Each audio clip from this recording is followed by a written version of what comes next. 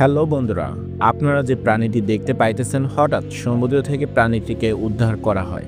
কি ছিল এই প্রাণী, কেনই বা এত ভয়ঙ্কর? সমুদ্র থেকে উদ্ধার করার পরে বেশ কিছু লোক সেখানে ভিড় জমায়। তারপরে যেটা ঘটে তাতে সবার দৌড়ে পালানোর মতো অবস্থা। আপনারা সবাই জেনে থাকবেন সমুদ্রের রহস্য খুবই ভয়ঙ্কর, যার 100 ভাগের মধ্যে 90 ভাগ বিজ্ঞানী এখনো আবিষ্কার করতে পারেনি। আজকের ভিডিওতে আপনাদের দেখাতে চলেছি সমুদ্রের মধ্যে খুঁজে পাওয়া বেশ কিছু ভয়ঙ্কর জিনিস, যেগুলো দেখা মাত্র আপনার দৌড়ে পালানো উচিত, তা না হলে আপনার এই রকম অবস্থা হতে পারে। পরবর্তীতে আমাদের এইরকম আনকমন ভিডিও দেখতে অবশ্যই চ্যানেলটি সাবস্ক্রাইব করে পাশে থাকুন। সমুদ্রের ভিতরে বালুর ভিতরে লুকিয়ে থাকা এই প্রাণীটিকে দেখুন, যেটা দেখতে এতটাই সুন্দর কিন্তু ততটাই ভয়ঙ্কর হতে পারে। স্যান্ডেলাস তখনই আপনার ক্ষতি করবে যতক্ষণ এরা বেঁচে থাকবে। সাধারণত জল ছাড়া এরা বেশিক্ষণ বেঁচে থাকতে পারে না, তাই নিজেদের লুকিয়ে রাখতে বালুর নিচে এরা লুকিয়ে থাকে। আপনি এদের দেখে বুঝতে পারবেন না এরা জীবিত আছে কিনা মৃত আছে, তবে কিছু রং দেখে বোঝা যায় এরা জীবিত আছে কিনা মৃত আছে। এ ধরনের স্যান্ডেলাস প্রজাতির শরীরে কিছু বিষাক্ত জীবাণু তৈরি করে থাকে, যে বিষাক্ত মানুষের শরীরের জন্য বিষাক্তকর। কয়েক সেকেন্ডের মধ্যেই মানুষের শরীর একদম হলুদ করে দিতে পারে।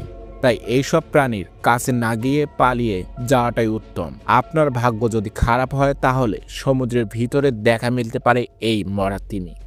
আমাদের চতুর্থ প্রজন্মে সবাইকে যখন জিজ্ঞেস করা হয়েছিল যে পৃথিবীর সবচেয়ে বড় প্রাণী কোনটি, সবার একত্রে আওয়াজ ছিল যে নীলতিমি। অনেকে জানেন না যে একটি নীলতিমি 100টা প্রাপ্তবয়স্ক হাতির সমান হয়ে থাকে। আপনারা হয়তো আন্দাজ করতে পারছেন একটা নীলতিমি কতটা বড় হয়ে থাকে। এখন সবার প্রশ্ন জাগতে পারে, কেন আমরা নীলতিমি দেখে দৌড়ে পালাবো? তাহলে এই ভিডিও ফুটেজটি আপনার জন্য।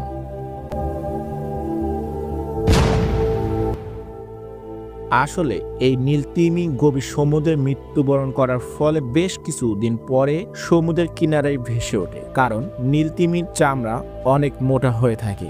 যতদিন না এদের দেহ একটি বলের আকার ধারণ করছে ততদিন এদের শরীরে মিথেন, নাইট্রোজেনের মতো বিষাক্ত গ্যাস তৈরি করে থাকে। এই গ্যাসগুলো নীলতিমির দেহ ফাটাতে সাহায্য করে, যার গতিবেগ ঘন্টায় 50 কিলোমিটার/আওয়ার বেগে ছুটতে পারে। এবার বলুন তো, এই প্রাণীগুলোকে দেখা মাত্র দাঁড়িয়ে থাকবেন নাকি দৌড়ে পালাবেন? অবশ্যই কমেন্টে জানাবেন। আপনারা হয়তো কখনো শুনে থাকবেন বা দেখে থাকবেন এইসব হাঙ্গর বা তিমির দল কিনারায় এসে মৃত্যুবরণ করছে। আপনারা হয়তো জানেন না এইসব প্রাণী একসাথে কোনো মৃত্যুবরণ কেন করলো। কিছু বিজ্ঞানীর ধারণা, তীব্র জাহাজের চলাচলের কারণে এইসব নীলতিমি এবং হাঙ্গরগুলো মৃত্যুবরণ করে থাকে। তবে আমাদের যা মনে হয় বা আমরা যে কারণটি বলতে চলেছি আপনাদের হয়তো অবাক করে দিতে পারে।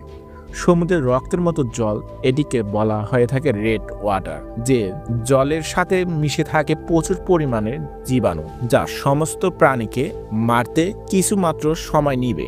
যদিও রেড ওয়াটার একটি ন্যাচারাল পানি, তবে পানির দূষণের জন্য অনেকটাই দায়ী। জলে এমন লাল বর্ণ আপনার জন্য বেশ বিপজ্জনক হতে পারে।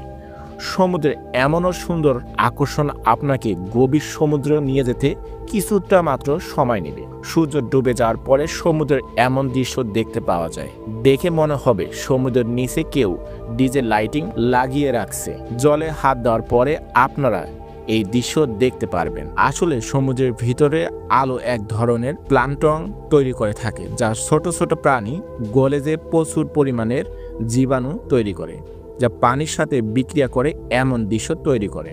তো বন্ধুরা, এই ছিল আজকের এই ভিডিও।